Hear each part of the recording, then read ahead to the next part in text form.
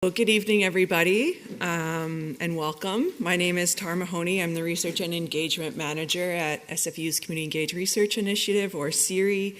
I'm delighted to welcome you here tonight for a celebration of our edited volume and our CERi Award recipients, who we're gonna get to hear from later.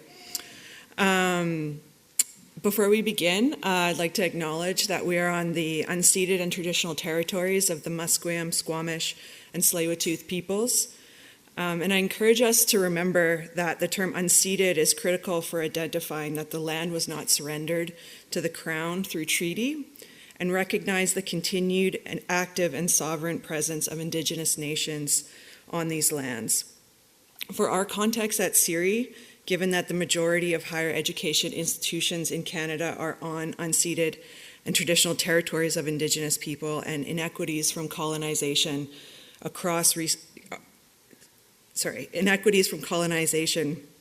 continue across Canadian society, we see community-engaged research as an actionable strategy for change that aims to make space for Indigenous ways of knowing. One way that we've done this in the past year is through our Indigenous-centered knowledge exchange program, where we pair nations with research assistants to provide research services under the direction of the nations themselves. So the nations pose the research questions, and we actually have a couple folks from the Indigenous-centered knowledge exchange here, a couple RAs. So that's the one way that we're trying to live our values to support Indigenous-centered ways of knowing at the university. So CERi's work at SFU has consistently pushed towards a model of scholarship that is collaborative, reciprocal, and grounded in community priorities. And so tonight we celebrate that work in two ways: by honoring this year's CERi Award winners, and by launching a book, Critical Futures, Community-Engaged Research in a Time of Crisis and Social Transformation. So this edited volume brings together scholars, community researchers, and activists who ask a bold question: what does community-engaged research look like in a time of crisis? So we're going to dig into that question tonight. But before we do that, because our work is, rooted in relationships and engagement, I wanted to just take a few minutes for folks in the room to talk to each other, but I did notice that a lot of people sitting beside each other already know each other. So I'm just going to invite you to talk to your neighbor, and if you know that person, if you don't know that person, maybe just say what brought you here and introduce yourself. If you do know that person, maybe just share something that's on your heart tonight. I know there's a lot of heavy stuff going on in the world right now, so maybe just something that you're thinking about with tenderness and care. And so I'll just invite us to do that for a couple minutes before we get into the program. Okay, so without further ado, I'm going to invite up my esteemed colleagues to come to the stage.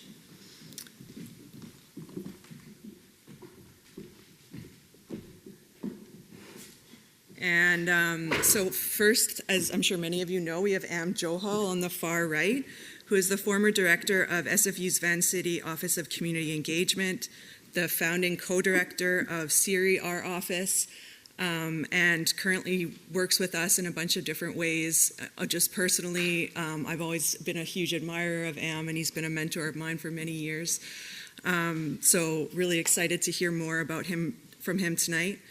Beside Am, we have Kari Grain, who is a special research associate at CERi, a practitioner scholar at the intersection of higher education, social justice, and community engagement, a soon-to-be mama, so we've as well, which we're very excited about, and a dear friend as well. And then we have Stuart Points, who is the scientific director of CERi and a professor in the School of Communications at SFU, my former PhD supervisor, and also a longtime wonderful colleague. So maybe I'll just hand it over to you three to maybe jump into the book a bit. I know you all have prepared some comments, so maybe we can just jump right in. Okay, it's okay if I Yes, please, begin? Go ahead. Okay. Thank you, Tara. Yeah, we've divided things up, but before we start, I want to thank Tara and all our colleagues, our friends at CERi who have helped to bring this together. It's a wonderful group of people, and we've been together now for 6 years, and it's been part of building a place, a community that I don't think Am and I could have quite imagined when we started things 6 years ago. But Am's going to say more about that later, so I won't take that up. Thank you all for coming. It's so lovely to see familiar faces, unfamiliar faces, to meet people who have really interesting connections with community-engaged research that are constantly part of building out our world. It is a time, I think, when many people find community-engaged research incredibly compelling because of the urgency of the world condition that we're living in and the number of challenges and crises that are part of our day-to-day lives, part of our friends, the people we love, part of our communities that we want to respond to. And community-engaged research is one of the powerful means of allowing a coming together, a connection, and a building out of possibility. And in many ways, I think the book is an effort to capture that. Critical Futures, as we're going to talk about, brings together people from a number of different places and ways of communicating across the country, across the continent. And it's filled with vitality and life. And in part, I hope we can celebrate that. I want to locate myself as part of our conversation today, because one of the things that's true about the book is all the authors take time to locate themselves, where they are positionally in the world and how that shapes what they do. And I won't say a lot about that because it's in the book, but I do want to say that I'm a settler in these lands, and I'm tremendously grateful to be able to live in this place that feels deep and close to my heart and to my world and to my family. And the sense of being here is an immense privilege. My family comes from Europe, and I often I'll be honest with you, I recognize that, but see our beginning in Takaranto, because that's where my own kind of memory begins. Takaranto is Toronto, as many people know, and that place is a place of beginnings for the world that I know and that I identify very closely with. Tara mentioned my place in the institution and that sort of thing, but I really want to say as well that my relationship with this work is through young people. I've spent my life, my career, working with mostly teenagers in art institutions, in filmmaking and media production, and that work continues and flourishes in many places, but especially in places like Vancouver, where there's certain institutions, galleries, Cinematheque that carry on this vision, and I love that work and have always felt deeply tied to the energy and the possibility of beginnings that young people carry with them, and that is something that has resonated and shaped my life and work in this world of community-engaged research. I want to thank those authors who could join us today, but I also want to acknowledge the authors and contributors from across the country, around the continent, who aren't here. Their commitments have been essential to building out a really beautiful book. Kariam and I were talking about the cover. We fought really hard for the cover because publishers want you to not think about the cover. They're like, no, we'll do it. And as Am said, that's clip art.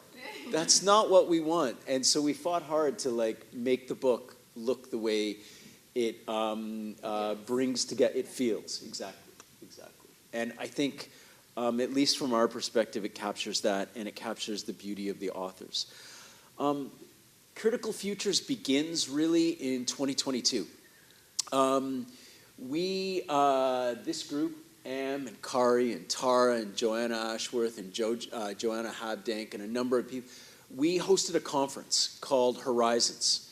And this was just as the re-entry from COVID was beginning. It was a remarkable conference because it brought together people who work in many different layers of community-engaged research as artists, as practitioners, community members, researchers, and so on.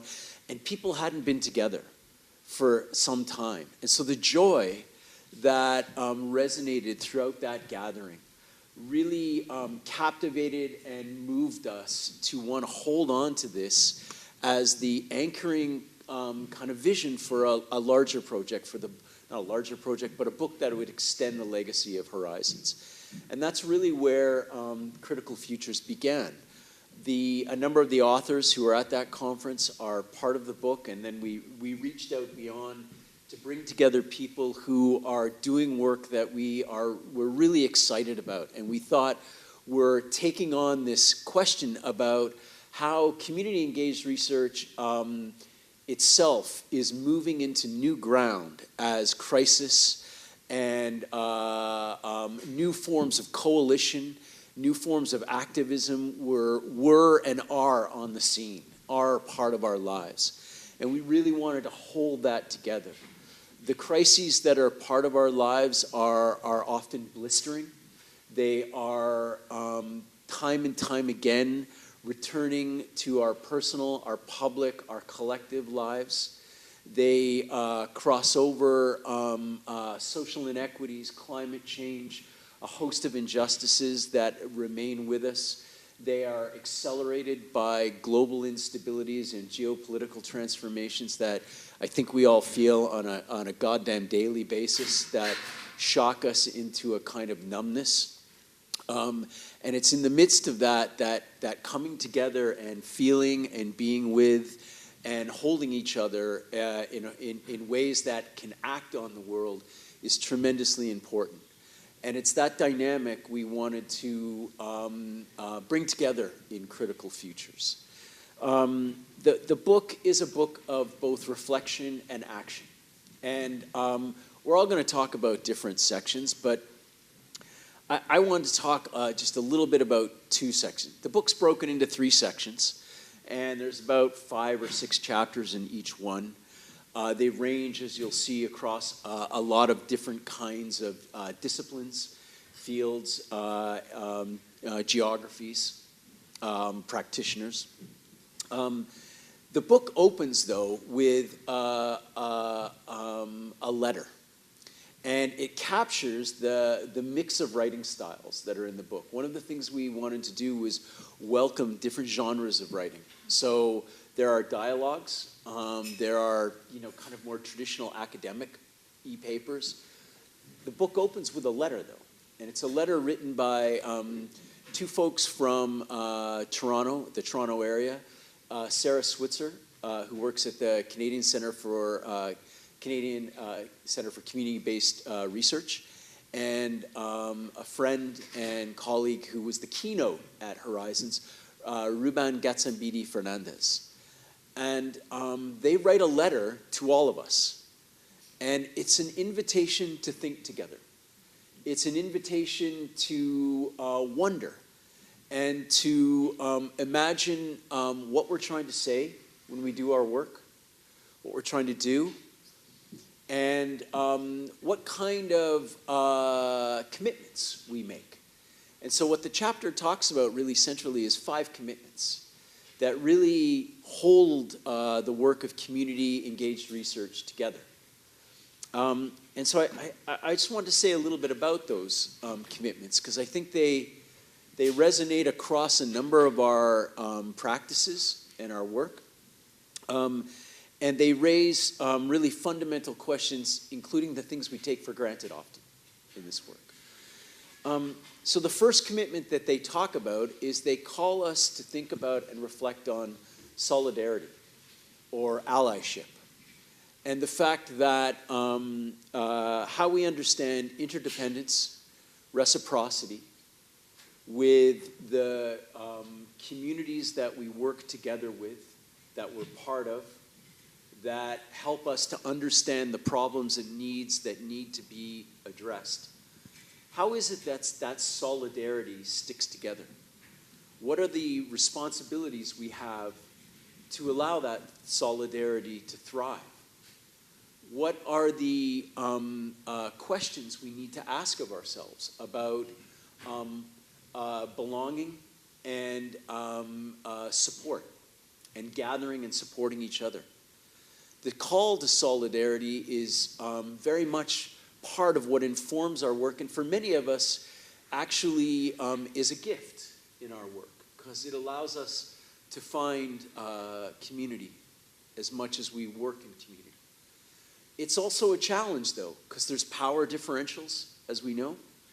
There are hierarchies that need to be negotiated and flattened out if this work is really going to thrive in an ethical way. They move on to talk about, I think, something that's a bit of a chestnut in our field, which is participation. Community-engaged research invites and demands active participation, working together, action in the world. And they point out that it raises questions about who's in when we talk about participation, who's out, and why. And those aren't always simple answers. Sometimes it's important to not demand participation, because that's another burden foisted on those whose challenges and burdens in the world do not need more call from researchers. And yet at the same time, to not ask questions about who's in is to allow absences, disappearances, hierarchies to prevail. And so these questions about participation and how we think of it are not simple, as much as this is a common demand of our practice. They talk about engagement as a third commitment, which is the middle term in community-engaged research. It's the bind that holds the field together. What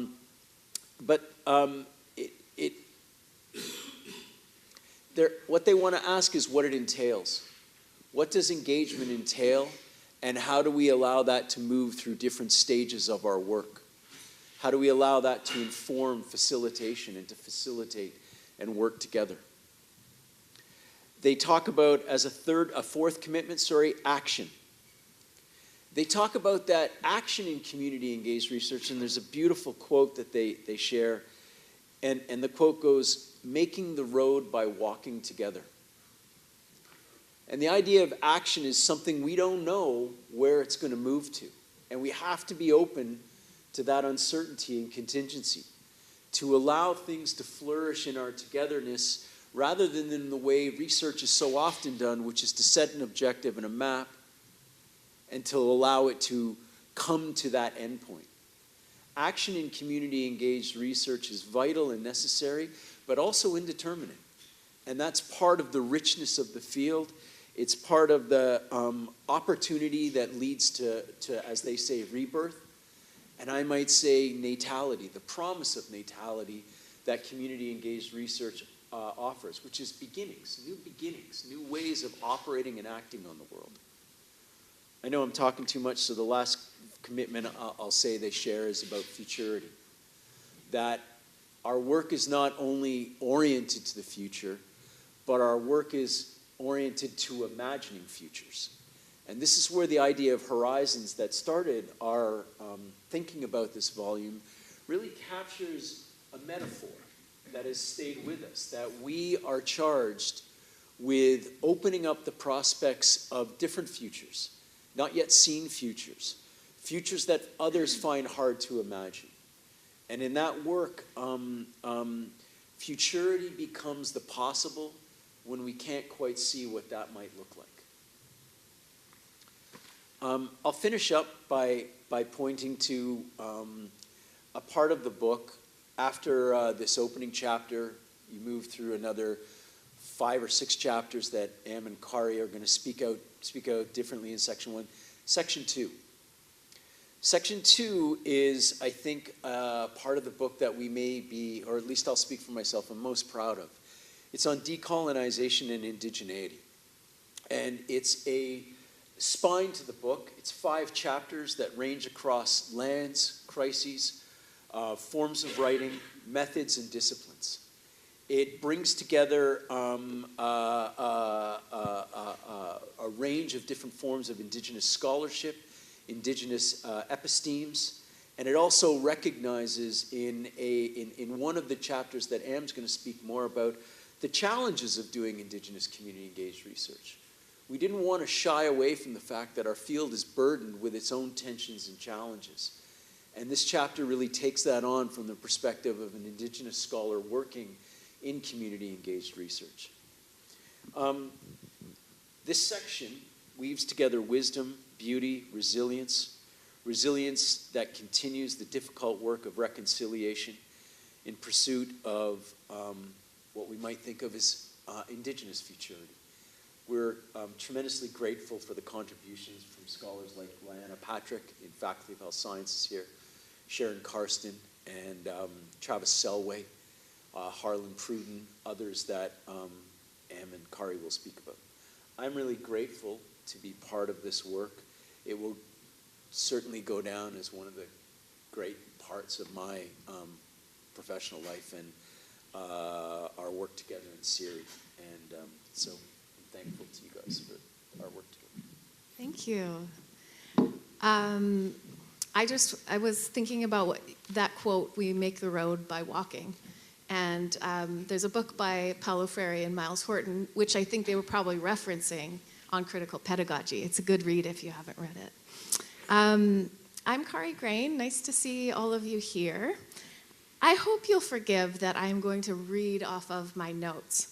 I'm just going to play the pregnancy card here and say that my mind goes blank sometimes, and if I was trying to do what he did, you'd probably be met with a lot of gaps and silences. All right, so I'm going to talk about two themes that I think are through lines in this book. But before I do, we've been talking a lot about relationships in community-engaged research. And I just want to extend my gratitude to these two people on stage with me, because I think part of what makes our office and even this book very special is our friendships that we have, that we cultivate together. So not only, Am hates being complimented. I don't know if you know this. But yeah, I suppose for me as the newer or younger scholar amongst you, I just want to say I appreciate sort of the mentorship and watching both of you really live the values that you espouse in your work. I think there are a lot of folks who espouse values that they don't necessarily walk.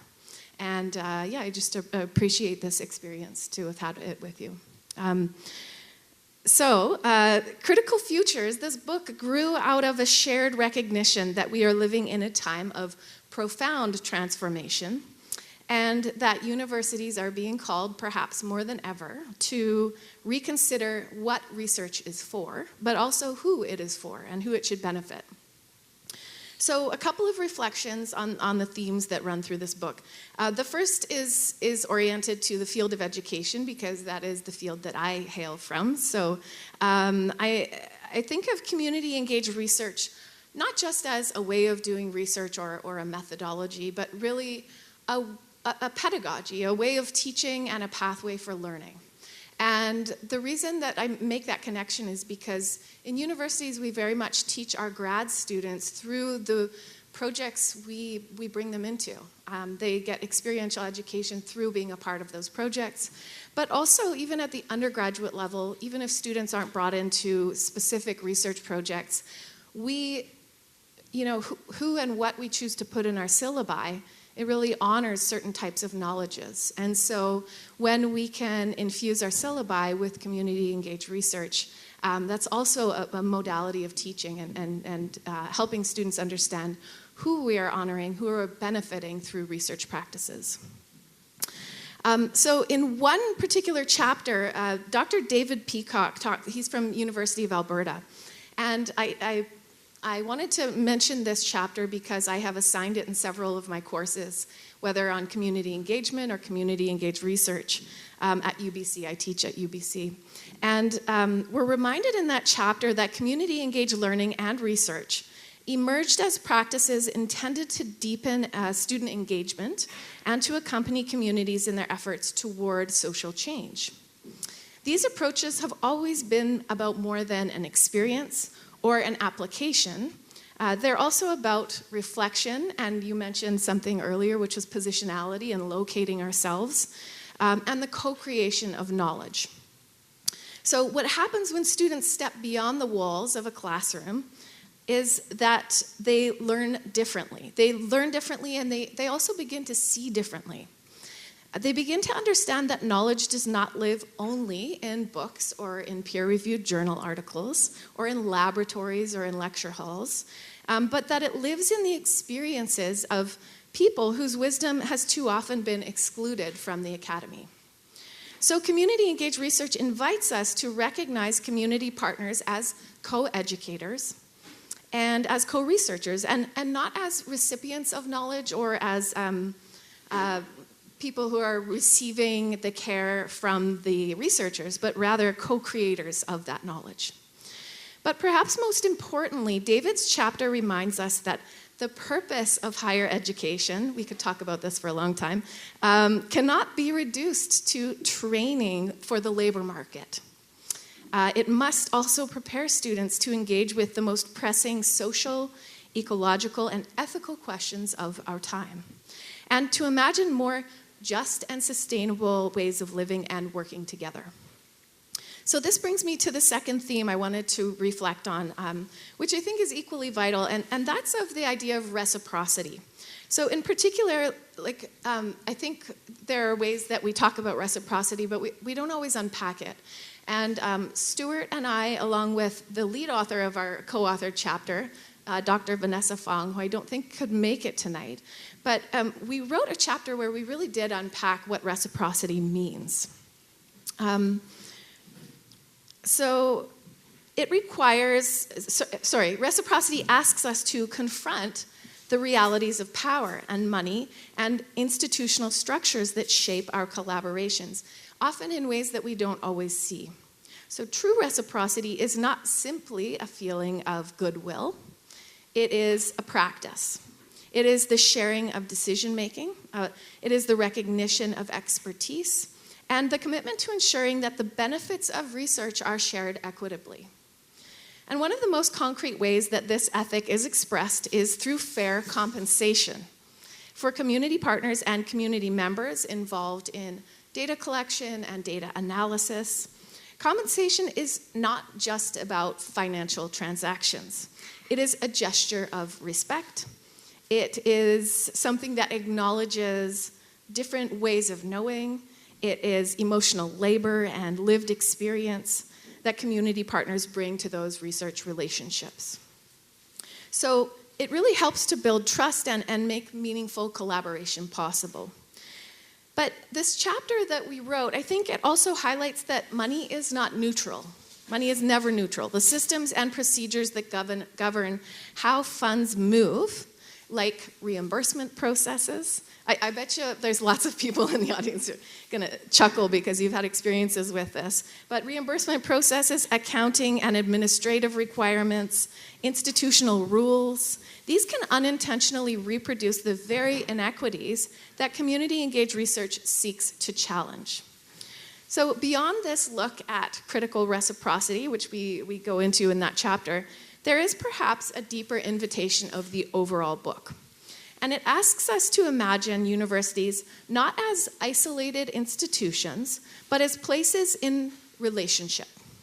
Places where knowledge flows in many directions, and where research is accountable to the world that it seeks to understand and to build out. It asks us to remember that the future of research will not be shaped only by new technologies or new methods, but it will be shaped by the quality of our relationships and by our willingness to listen and even to be vulnerable, by our courage and sometimes our audacity to share in power. So tonight, when we celebrate this book and the award recipients, who we will talk about after, I just want to acknowledge the people in this room whose work really makes community-engaged research possible through many of those avenues. Thank you.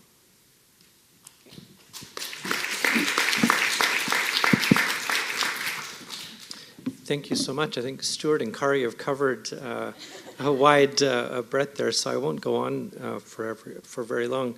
But I come from a context of community organizing before academic work or community-engaged research. Started working in the downtown east side at the intersection of university and community in the late 90s with a small program called Humanities 101. And as I was going in and visiting classes, there's a former city councilor named Jim Green who was teaching a course in the downtown east side with Michael Ames, the former director of the Museum of Anthropology, and working with undergraduate students who were doing work in the downtown east side. And there was a real criticality of the possibilities of research, how the political economy of research in inner city communities. And so later on, as I went on to work in government and policy change related to the time of harm reduction and people pushing for a supervised injection site and really seeing the importance of grounded research that was happening with community, there was a lot also the possibilities of what academic research can do in terms of moving the dial on political change. When I came to work here at SFU in role as community engagement, I was the first employee with the title of community engagement at the university in over 14 years. Our office was closed last year. And so there's also this sort of fragility over time of institutions being interested in this work, investing in it, and also pulling out of it. And so all those sets of relationships, entanglements, and complications that come to be. And so in this book, the foreword is by somebody named Timothy Eatman, who came and was a keynote at our conference, but also has done work in many, many communities around the U.S., a prominent scholar, a quantitative sociologist, but someone who really is interested in the arts. And his opening forward is about notions of the shrinking imagination inside the academy, ideas of the university. I think it's a really important framing for the book, because all of you who do this work, who are winning awards tonight, who are interested on the edges of the academy and this notion of the public mission of the university, which can be very different than strategic orientations, this work sort of comes and goes inside the institution, and how to maintain and protect the kinds of social infrastructure that are necessary and needed. And a number of the chapters, people speak to those entanglements. And I'll just mention just a few along the way here. One of the ones, and I think it's important that we not have a kind of irrational exuberance around the possibilities of community-engaged research. There's real power relationships and difficulties when working between a university and community. And it's important to name those pieces so the field itself can think critically upon itself, so we can change systems and make those things as part of a larger conversation. One of the chapters by Adam Gaudry and Matt Hearn is entitled, "Your $20 Starbucks gift card isn't helping." And so this, references the kinds of things that are given as stipends and honoraria, but keeps essentially structures the same in participatory approaches. And so really looking at things, how the institution benefits and what is given back to the community is minimal or partial. There are other ones, Jessica Hollenbeck and Rosemary Georgeson, who've had a decade-long collaboration, and the difficulties in which Jessica was working on her PhD at UBC, Rosemary, a community partner, and for trying to find resources and funding to be able to have a community partner compensated properly through those processes, working within Indigenous communities, and how to co-write projects. And so they, in an email exchange, speak to this decade-long collaborations and all of the kind of possibilities of that, but also all of the institutional challenges that got in the way of that work as a way of sharing that. One of the chapters I want to speak to, co-written with Scott Neufeld, Jules Chapman, Nicholas Leach, Simona Marsh, Jim McLeod. This is a long collaboration in the Downtown East Side. I see Kathleen Leahy from the UBC Learning Exchange, many groups that were involved, but this came first through a series of issues that were identified in the community about how academics engage in the neighborhood, how artists engage in the neighborhood, how media engages. And through work in the office, we supported that community process, which they set up a rights card that looked at ethics from a community perspective rather than ethics just from a university or other perspective. There was a manifesto for ethical research in the Downtown East Side that was written, later on a journal article. And so before we see a chapter finding itself in an academic volume, this is work that was being done in the community from a community perspective that was actually pushing back at the university, pushing back at media interventions and others. And so what you see here is an end piece of work that is like a decade in the making from community perspectives. And I think it's really important we think about that in community there are their own sets of rigor and research and peer review that function in informal ways that move forward and have a lot to share and to make change in the world. I'll leave it at that because there's going to be too many areas to mention, but just to say I think there's a richness of work here, including from colleagues who are involved in other universities in Canada where the work continues to be fragile. People like Charmaine Lynn, who worked with Ashoka Canada, previously was at Concordia doing community engagement work. We have colleagues in Saskatchewan as well. We have other colleagues like Liz Jackson from University of Guelph, who runs a Community Engaged Scholarship Institute, which we learned a lot from at the Community Engaged Research Initiative. And so it's wonderful to be able to have that kind of long conversation. One of the challenges, I'll also admit, as part of the work is that with an edited volume that began really in the, as the pandemic was coming forward, we were able to do a conference, but a lot of it is, emailing people to get their material in time, going through a few rounds of editing, and then dealing with an academic publisher with more rounds of editing. So it's a long road, and I do want to mention as we got started, Stuart and I in co-directing the Community Engaged Research Initiative, this is one of the things on our to-do lists that we put on early on, thinking that would be a nice thing to complete the project. So it's one of the last few things that we needed to get done. So thank you so much for being here.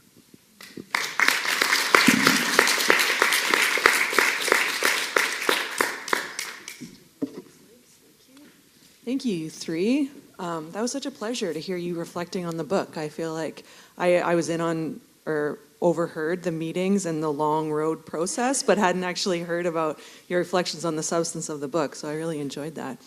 I wanted to open it up to the room to see if anyone had any questions or reflections of their own, if there's any authors that are highlighted in the book that are here, or any award recipients that might want to offer some reflections, and just open up the floor.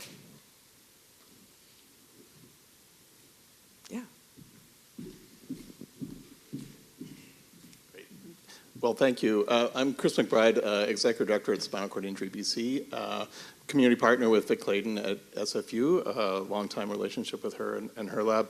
And I wanted to say how amazing it is. I do a lot of work in partnership and this type of community engagement from an academic perspective, but also from a community perspective. We're a community service organization, service delivery oriented, not advocacy, which I think there's some room for discussion around that. But first, I'd just like to say from an institutional perspective, it's amazing that this much energy and resources being poured into community engagement. That's not everywhere. And there's people doing it in a lot of places, but to have institutional support. And that's really one of the biggest barriers to advancing community-engaged research. So, kudos to SFU and to all of you for undertaking this. I think, it's interesting just listening to the words that you're using to describe, like joy, crisis, pleasure and friendship, and mix all this turmoil. And it's just, to me, it's the dichotomy is very interesting. And I think the important piece is for me is like just the relationships and how important that is. And we forget how to do it for some reason, because there's all these system structures around research and around in different culture and community. So bridging those pieces is really interesting. And I look forward to like digging into the book and reading it. But I guess what I get involved in is much more mundane than crisis. It's more mundane than social justice. We're talking about people who were trying to create better bladder care protocols, sleep disorders, peer support. How can we? So, I think, do we always have to have this charged rhetoric around the words we use when it comes to community-engaged research, or because that maybe alienates some people who might not be so social justice focused or so activist focused. So I just wonder if you have any reflections on that. Thank you, Chris. Thank you, Chris. I'm going to respond to your last point first, and then I want to go back to your point, if you don't mind, about relationships. I accept what you're describing, and I think that's a fair statement about how we've set up the book. And I think I would want to say that part of it is using that language oftentimes I think it can be a calling. It can be a kind of calling together of those who do this work. So it's like an effort to flag and to bring people in. When you describe bladder care, other forms of wellness, I think wellness as a way, and healthcare as a way of understanding what the impact of community-engaged research can be, should not be thought of as lesser than or without equal value, because that feeds a capacity for belonging and connection to happen in the very first place, and allows people to breathe and to act and to move and to be in the world. And if that language was absent from our own presentation, I think it has more to do with wanting to recognize the stakes that sometimes, at any rate, are involved with the larger field of community-engaged research, and to kind of set those larger parameters. But I really appreciate what you're saying about bringing forward the meat and the substance of wellness as the kind of firm ground that people need to stand on to live and to thrive and to begin and to operate. So I take that honestly. I just want to share, if I may, a short little comment about relationships, because I think what you said is tremendously important. Recently, Tara and I did a presentation about CERi's work, and a 5-year report on CERi's work and what things we'd done. And what struck me about it was fascinating, that I think unpacking the richness and the thickness of the relationships that this work creates, rather than talking about elements of money or resourcing, which are important, but it's a bit number crunchy. And actually, it's trying to bring alive the thickness of those relationships that happen and help to reorganize the world, that makes the story of this work profound and really moving. And I take what you're saying about the value of that as really essential to talking about what we're doing. I'm just going to briefly say that was a beautiful response. And I was also thinking about the handbook that we are in the process of writing, which is Community-Engaged Research in STEM. And what a challenging handbook it has been to write for a variety of reasons, because of some of the tensions that are present, and also because of across disciplines there are really different curriculum and even pedagogy that we use within those spaces. So I don't have an answer, because I am honestly like working through those tensions as we speak. Trying to like figure out what community engaged research looks like in mathematics versus health sciences, and so it's a really it's hard to make a handbook that works for everybody across all these disciplines. And the only reason that it has been making progress in as we write it is because we have so many amazing community-engaged researchers across these disciplines who are helping us peer review it and give us really interesting examples of how they are doing it in their own field. And so it's going to be an open access resource. It'll come out probably by September, I think. So keep your eyes open. Just thanks for the question. I would just say, from my perspective in the work that I've done, it's tended to focus on human rights activism, so it's a particular part of just the life that I've lived, but I certainly don't impose that on others. And this field is very large and big in terms of how people go about that work and how change happens, how the research drives the work. And so I think we need to make sure that we have a wide open field that allows those disparate places to work. And as Kari and Stuart mentioned as well, with the Community Engaged Research Initiative, we have people who are working in neurotechnology, for example, with young people with addictions. There's all sorts of areas in the sciences I know nothing about, and yet people are, I think, producing really great work because they're engaging with communities in the process, the articulation, and the dissemination of the work itself.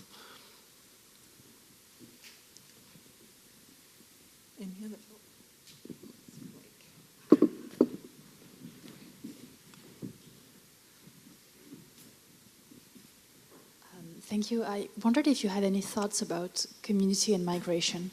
Like community and migration, like if you emigrate, hopefully you become part of a new community, but what about your inclusion in such research in the community you may be physically away from, but still emotionally connected to and care about?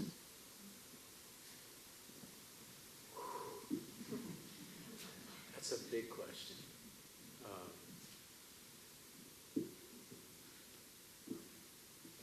I think I want to talk with you about it. Sorry.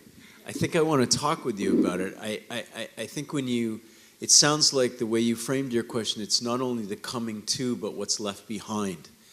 And holding those communities that are left behind in place in a way that allows you to have a foot in two worlds and yet hold on to connection. I don't think I can. I would love to hear more of your thinking on it, to be honest, because I don't think I have specific ways of responding to just that. But Kari, do you want to?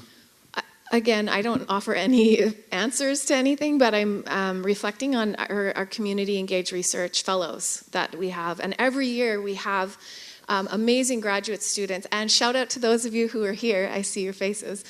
We have amazing graduate students doing their master's and their PhD research. Sometimes among diaspora communities or with communities they used to be a part of. And one of the things I talk about in like my CER courses, for example, is just that there's no like right community with whom to do your research. I think it's just like in the acknowledgement of our positionality, in the valuing of long-term relationships and like the not parachuting in and getting the stuff and leaving and never talking to them again. But, there are going to be, I've spoken with student researchers who struggle because they are a part of the community that they are researching. And so that creates some tension with the folks that they're a part of, because there are certain expectations if they're a part of that community. So being a part of the in-group might come with its challenges and discomforts as well as gifts, but so too does being an outsider in different ways. And I suppose migration just complexifies and adds even more to those considerations. Yeah, that's my main reflection. Yeah. I don't have an answer so much as that I've struggled with those questions myself. But in the work that I've done, I sometimes work as a curator in the arts, and was organizing a South Asian Arts Festival last year, where we have deep diaspora as a complicated nature. What's South Asian? What isn't? What's Canadian? In the diasporic experience. And so our theme for the festival last year was called Borderless Solidarities. We attempted to kind of grapple with some of those larger questions. And when we think about community, I worked on a book on friendship and community with a friend of mine. And one of the problems today, I had a chance to interview a philosopher, Jean-Luc Nancy, before he passed away, who writes at length for 50 years on community. And one of the things he said, and he was close to 80 and he passed away shortly afterwards, is that we haven't solved the problem of how to be together. And that was really has kind of haunted me as a question. And when we think about the rise of populisms today and the kind of nationalisms that are abound, this notion of a seeking of community and how to invent and create new solidarities around differences of experience, I think is a really important thing to think about. I think we have time for one more question.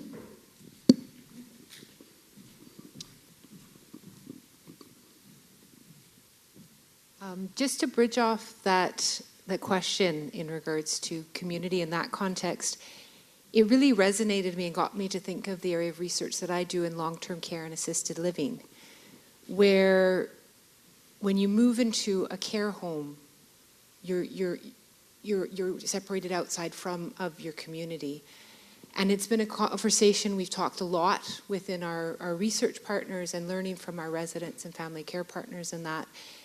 And one thing I found really beautiful around engaging within research together, we've formed and we've developed community, and we've reflected on what is community within a long-term care and assisted living context. And we've actually worked towards changing the language where we are in Fraser Health, where long-term care, they're referred to as care communities in terms of a long-term care home as opposed to a long-term care facility. And I think those comments you made, Carrie, about the learning and shared learning, there's so much value and opportunity there, and opportunity to grow as a community when research is done in a good way.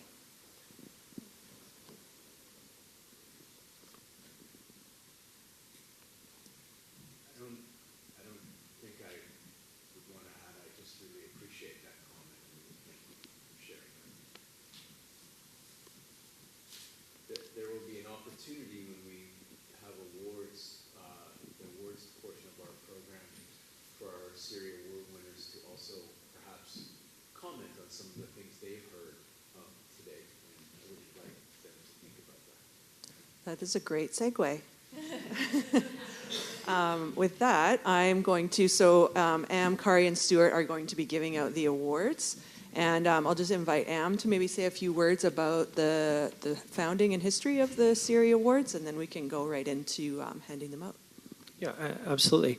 When we joined the Community-Engaged Research Initiative back in May of 2019, of course, we looked at the long history of SFU as a university that started in 1965, a very community-oriented university historically, but oftentimes that wasn't the language that was being used at the time.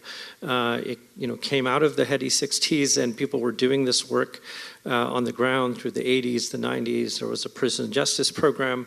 And as we came into this work, in particular, we really felt the need to recognize the extra time that this work takes, the work with communities, the administrative side of partnerships that oftentimes didn't gel well with institutional structures, and to think about what it takes to maintain the durability of those commitments and partnerships. And when we looked across the country, other universities like McMaster, like York, I happened to be in Calgary for a conference, and there was a wall on the side of a building that I was in that had, people who had won Community-Engaged Research Awards over the past 10 years. And I was just like, University of Calgary, Alberta? Why can't we do that here?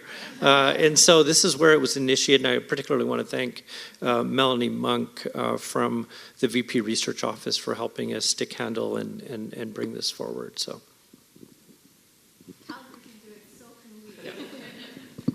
So maybe I'll just hand you the awards as we go. And Stuart, maybe we'll start with you. Okay. Can I go up here? Because Sure. And then invite our award winner. I have to make sure. Our first award is for the Community Engaged Researcher at SFU. This award this year is in recognition of the work of a colleague, increasingly a friend, who has really shaped community-engaged research learning at SFU with a brand new course in that area. She has also, through her students who, as it turns out, we've poached a number of them as our research assistants, but also as part of our graduate fellowship program, given us a sense of the significant impact that community-engaged research in the area of gerontology and elder care has. And so it's an honor this year to recognize Dr. Mei Fang as our winner of the Community-Engaged Researcher Award. Dr. Mei, if I may. Mei is Assistant Professor in Urban Aging in the Urban Studies Program in the Department of Gerontology at SFU. She's also a visiting scholar at the School of Health Sciences at the University of Dundee in Scotland. Her research advances community-based participatory research theories and methods of co-creating healthy, inclusive, and age-inclusive places and environments. For over a decade, she's led and contributed to aging in place and well-being research as a community-engaged research scientist and qualitative health research methodologist. Among other things that are really fascinating and interesting about her work that Mei and I were speaking about again today is the way she uses art and art practice, including music, as part of working with elders in care. And that kind of work is part of a larger project of designing and developing age-friendly cities, senior centers as community second places, housing and care transitions, including that include climate resilience and ethical and social implications of age tech. So it's a real honor to welcome Mei Fang to the stage to receive our award.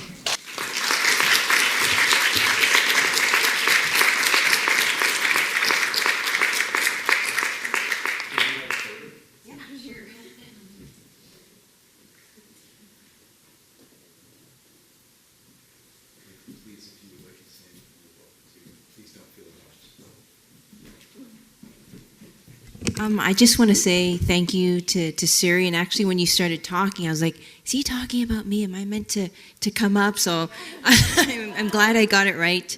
I was telling Carrie just now, I don't ever win anything. Like, I'm talking about lottery and raffles, so this is really exciting.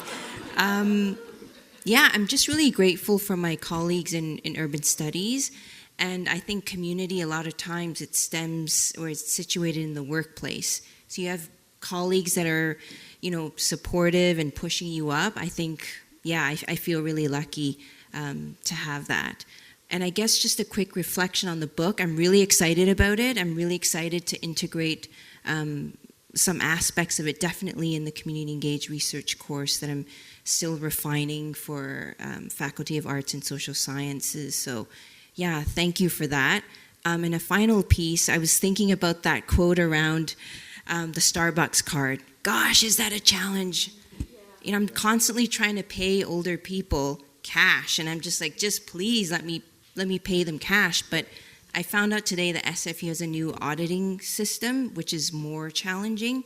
So I'm going to have to find some interesting ways to navigate that. So thanks again, and yeah, thank you.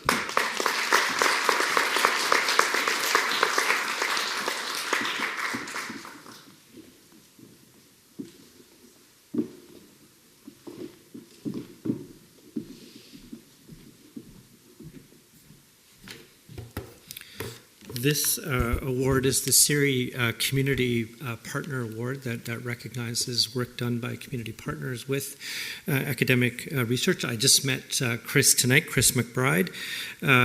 Since 2010, he served as the Executive Director of Spinal Cord Injury BC, where he brings a passion for making a difference for people with disabilities and their families. He also brings 30 years of experience as a researcher and research community network builder. After completing a PhD in neuroscience from UBC, Chris served as the managing director of UBC's ICORD Spinal Cord Injury Research Center, was the founding managing director of the Rick Hansen Institute, now the Praxis Spinal Cord Institute, and was co-leader of the Michael Smith Foundation for Health Research-funded Disabilities Health Research Network, and recently served as the co-chair of the province of BC's COVID-19 Disability Working Group Accessibility Legislation in COVID-19 Advisory Committee. Please join me in welcoming Chris McBride.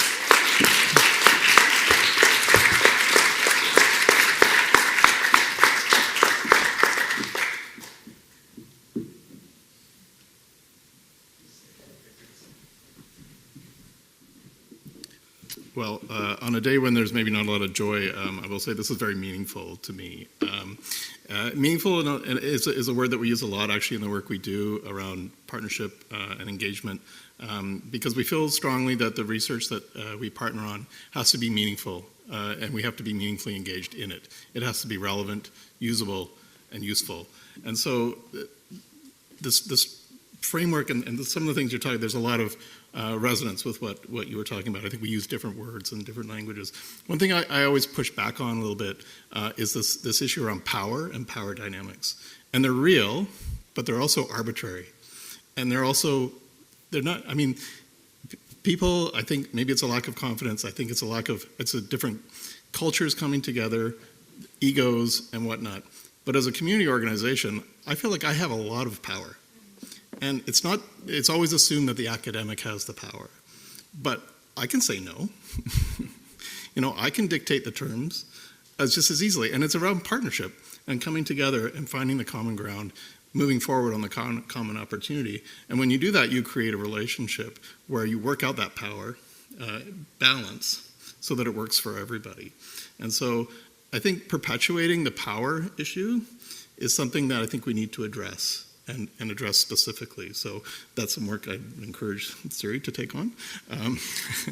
Anyways, I would also just like to thank Vic Clayton, who I work with at SFU, who's an amazing academic partner who really understands what it means to engage us throughout the research process. So right from the very beginning, conceptualizing, co-designing, co-analyzing, and co-producing. It's just really rewarding. I have 3 conditions by which I will engage in a partnership. And the work has to be relevant and meaningful to my organization and the members we serve. I have to be learning something, or my team has to be learning something through the exercise. And ultimately, it has to be fun. And if it's not fun, why are we doing it? So, thank you very much. Really appreciate it.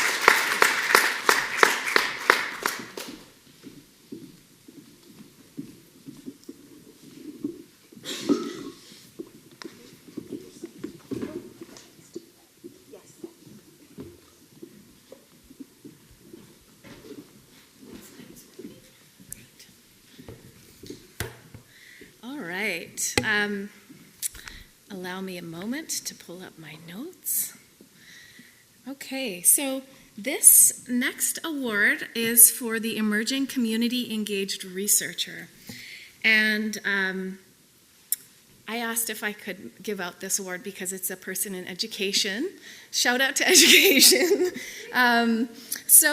This is for Dr. Cher Hill, and Cher Hill is a practitioner scholar, teacher educator, and an assistant professor in the Faculty of Education at SFU.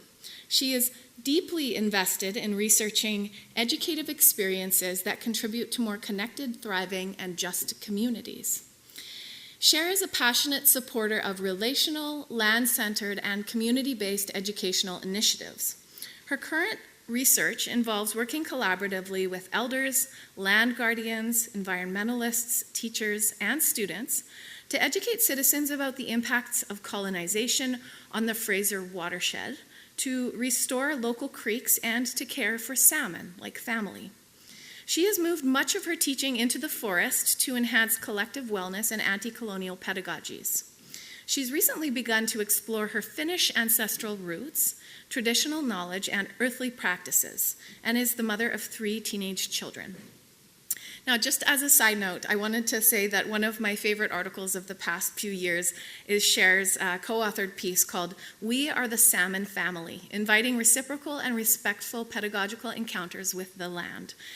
It's a piece in which she and her co-authors explore the question, how can we educate children to live like salmon people, which is the sacred responsibility of all those residing on Coast Salish territories.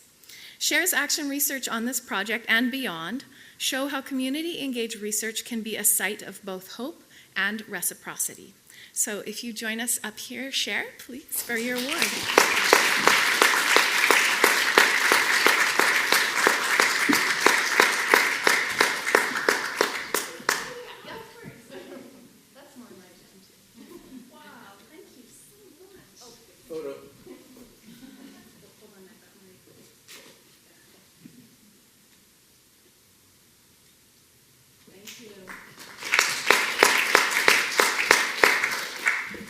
Oh, thank you so much. This is one of the deepest honors I could imagine, to be recognized by my colleagues who are community-engaged researchers.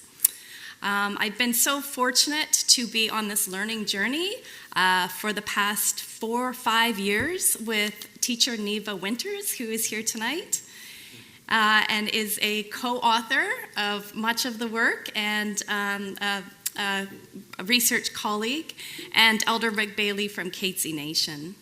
And all this work started for us not actually with a question or with an intention to do actual research, but just Elder Rick's wish that children would learn to care for salmon like family. And like Neva and I say, salmon take us everywhere. So we have just put salmon in the center and we're guided by elders, the land, and the children. And the work evolved in such amazing ways. So we did engage in formal research projects. We also got into drum making with elders when children began to hear the songs of the land. And when Elder Rick said, we need to turn our attention to the river, then we reorganized ourselves to bring together elders, knowledge keepers, land guardians, with different professors from Simon Fraser University to share stories to help the river. And Catherine Riley, who is one of those faculty members, is also here tonight. So I really appreciated, Stuart, when you said that community-engaged research is about forming relationships that reorganize the world. I feel like that's what this research has done. And the polycrisis that we face in terms of the intersection of capitalism, colonization, and the degradation of the environment are really so overwhelming. But having these spaces where we can come together and reorganize the world, even if it's just in a small way or for a short period of time, are essential. And so we really draw upon Kari's work of critical hope, and particularly the concept of relentless incrementalism. And so what we found is by bringing people together around things they care deeply about, has rippled out. And so, for example, one of the artists we work with Ryan Hughes, has told us about how his involvement supporting the children in creating art around salmon has now been reflected in his art, and he's carrying salmon teachings in the work that he does. So I love this idea that Am shared around borderless solidarities, because that's what I feel like happens when we come together. So thank you so much, everyone, and just wanting to echo Elder Rick's wish that everybody here really looks into the waterways nearby them and thinks about, are those waterways flourishing and what they can do. So thank you so much.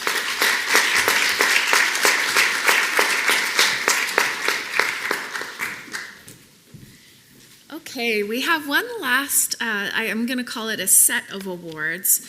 And this is for our graduate scholars and special recognition awards. And I want to name that all three of these people could not be here tonight.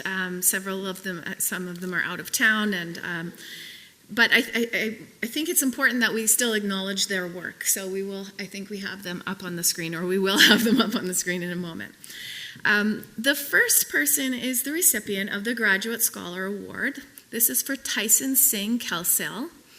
Tyson is a PhD candidate in the Faculty of Health Sciences and part of the community-based police oversight research project, POWER. Apropos for the conversations tonight. POWER was shaped by and takes guidance from community leadership in the downtown east side and beyond, including from Western Aboriginal Harm Reduction Society, Vandu, CERi Union of Drug Users Research and Policy Committee, CPDDW, and Care Not Cops. Tyson Singh is supervised by Associate Professor Dr. Kana Hayashi, who together with POWER are evaluating the nature and impacts of street-level policing and criminalization following BC's decriminalization framework. So please join me in congratulating Tyson, who is not present, on this award. All right, so let's see which person comes up next. Okay, great. This next recipient is Belinda Lee, who is also an alum of our CERi Graduate Fellows program. Belinda is a PhD candidate in the School of Resource and Environmental Management. Her doctoral research aims to strengthen the community composting movement through community-engaged research. Through the connections that she has made in her research, she co-founded the Co-Compost Network, a growing coalition of community composters across Canada. Beyond her work in community composting, Belinda is also a member of the steering committee of the Vancouver Food Justice Coalition and co-founder of the Food Systems Lab. So please join me in congratulating Belinda.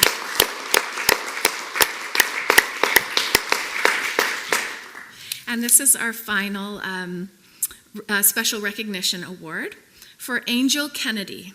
Angel is a PhD candidate in the Faculty of Health Sciences at SFU and a community-engaged researcher whose work centers participatory, relational, and justice-oriented approaches to integrative health. Her research explores how youth and early career individuals engage in spaces that connect human, animal, and ecosystem health, and how these spaces foster collaboration, care, and social transformation in the context of intersecting global crises. Please join me in congratulating Angel.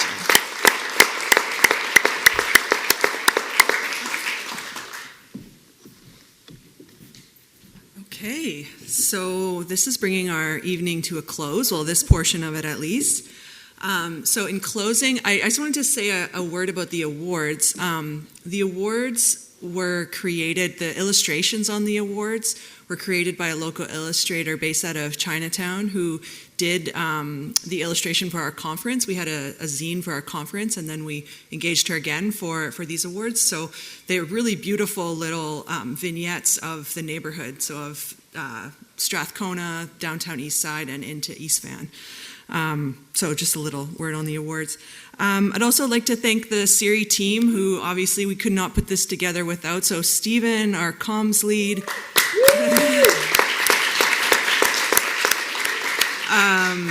Kiara, who's still here, yes, good, hi. Kiara, who helped out with a lot of the elements of the event. the two Joannas, Joanna Ashworth and Joanna Habdank, and of course our lovely panelists, Am, Stuart, and Kari. I'd like to...